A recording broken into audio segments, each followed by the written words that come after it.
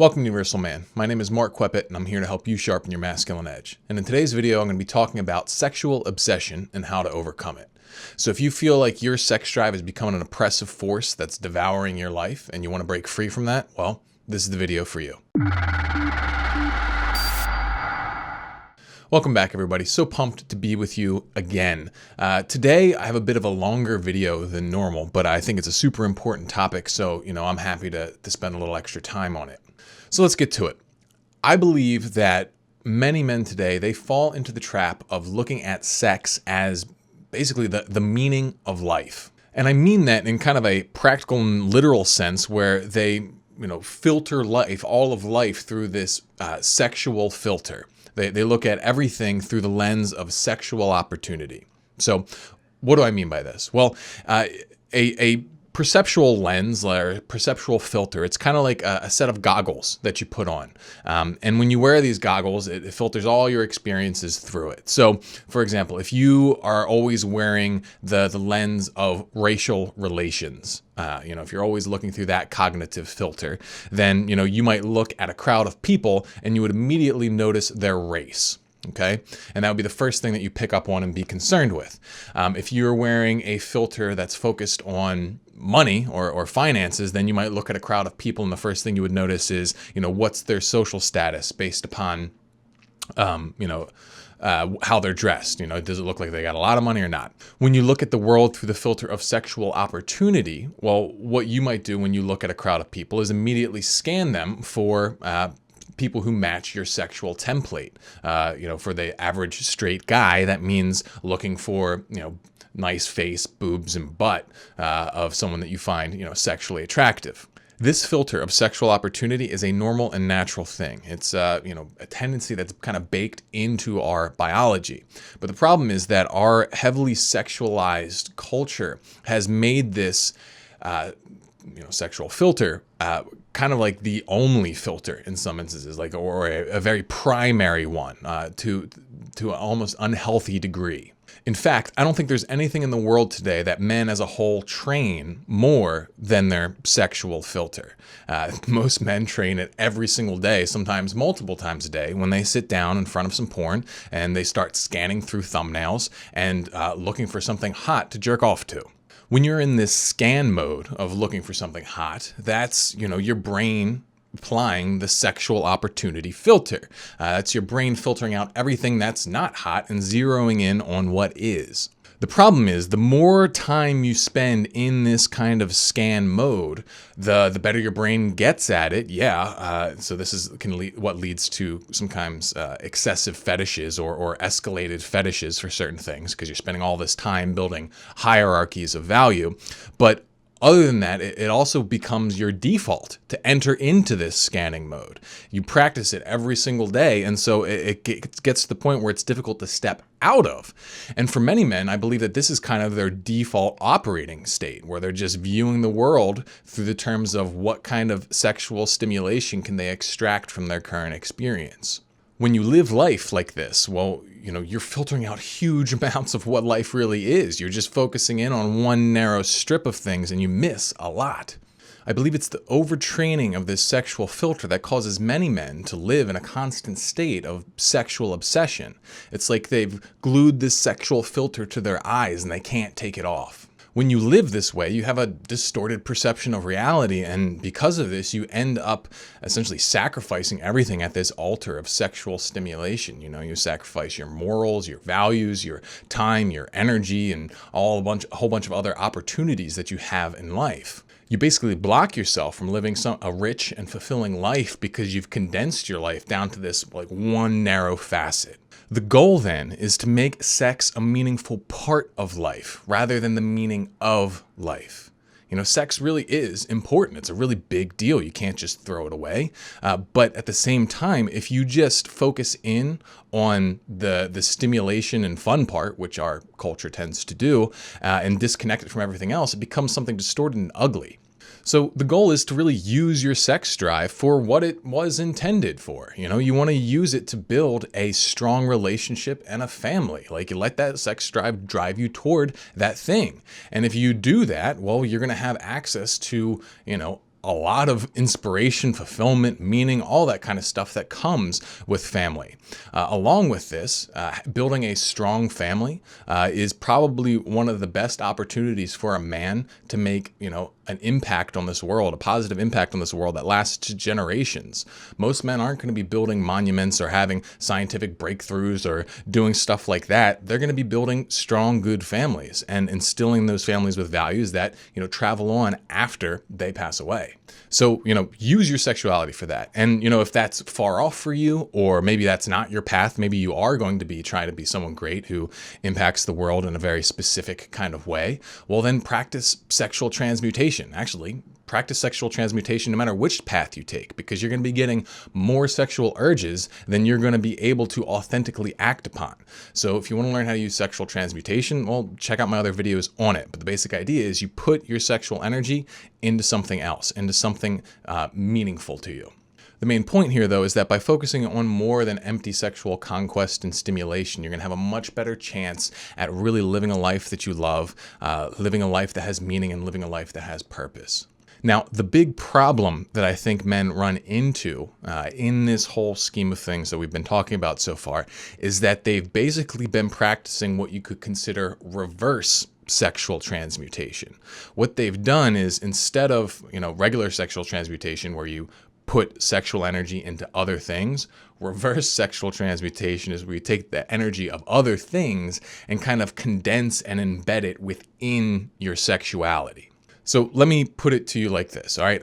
Let's go back. Let's imagine, if you're like most guys, then you started, porn and masturbation likely when you're much younger, okay? And the main thing that probably drew you to porn and masturbation was sexual curiosity and, hunger, just sexual hunger, just your raw sexual appetite and curiosity mixed together. You're like, oh, porn, let's check it out, all right? And that's what brings people to porn, but that's not necessarily the reason why most people get hooked on it and stay with it.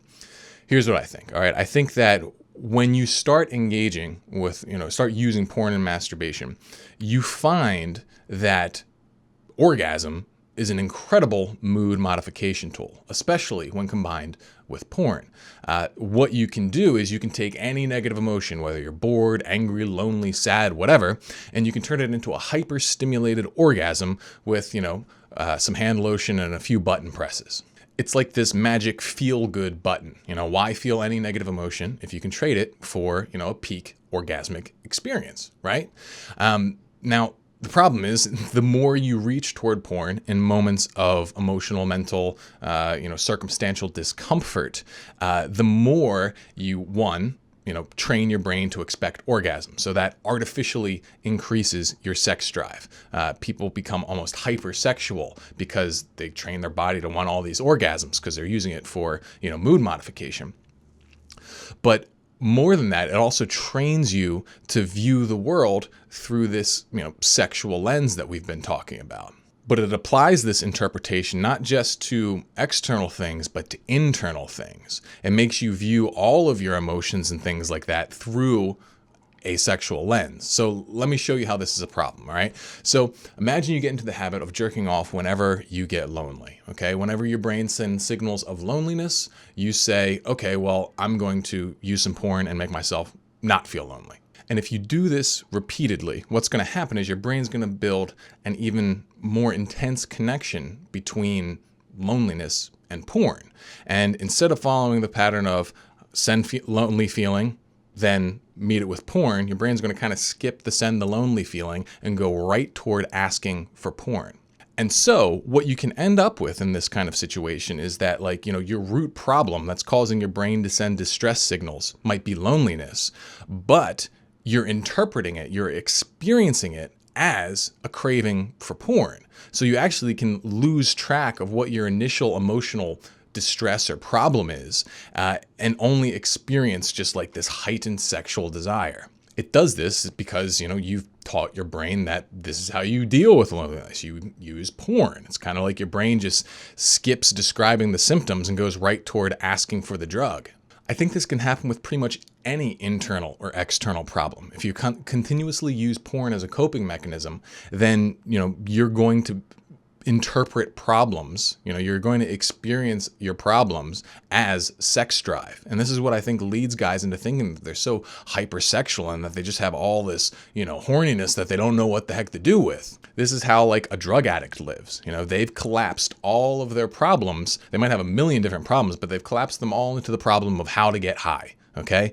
And they might not have any friends, their family might have rejected them. They maybe don't have anywhere to live, whatever. They might not have any money, but the only thing they experience all that as just the need to get high. And I think what happens to a guy who's been like hooked on porn and masturbation, it's kind of the same thing. Instead of feeling all these different things, he just feels the need to get off.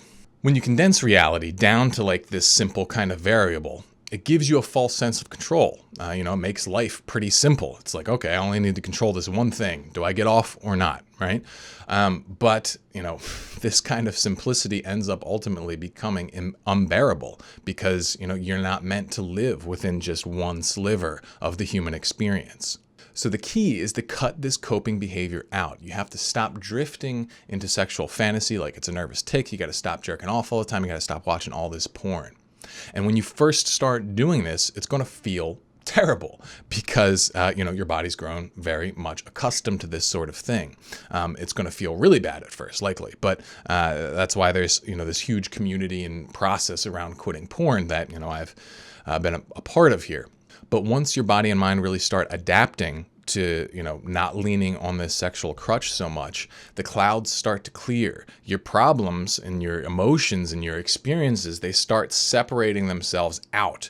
Instead of being all condensed down into your sexuality, they start re-emerging and you start experiencing them much more authentically again. Now, this is often painful at first because what you're doing is you're actually confronting the reality of your life, whatever state your life is in, without the anesthetic of orgasm and porn. And if you've been letting things kind of go and slide and fall into, not so great of a place, coming out of that, condensed kind of porn filter and looking at things as they are, it can be rather sobering and tough at first. But here's where the opportunity lies, okay? Pain is one of our most powerful motivators. By learning how to, actually connect to the pain of your real problems, like the pain of your lack of relationships or the pain of your lack of good job or whatever the heck it is that you're really dealing with, when you actually feel the pain of those things rather than just feeling horny, well, you now have incentive to actually address that thing. So often there's guys, they know what's wrong with their life and what they need to do, but they're so emotionally disconnected from those things because they've been escaping so much that they have no motivation to really do anything about them. They've trapped themselves in this kind of bubble of comfort and, they can't get out. So if you go through the process of cutting the coping behavior, you're going to, gain access to some pain for sure, but that pain is going to be connected to your real problems. And then you can use that as incentive to change. There's a great Tony Robbins quote that says something like, The change occurs when the pain of staying the same is greater than the pain of change. If you keep nuking your pain with pleasure, you're never going to reach this point. And so that's what you got to stop. You got to stop that and you got to confront reality as it is. You need to expand your experience of reality. And, reality is not all pretty. Some of it's downright horrifying and very hard, but some of it is so incredibly beautiful and meaningful. And the only way you're going to get access to the good bits is if you confront the bad. So, you got to man up and do it. All right, everybody, that's it for today. Hopefully you found this video useful, inspiring, interesting, all that kind of stuff. Let me know what you think in the comments. Please like, subscribe. I'll see you in the next one. Stay sharp, everybody.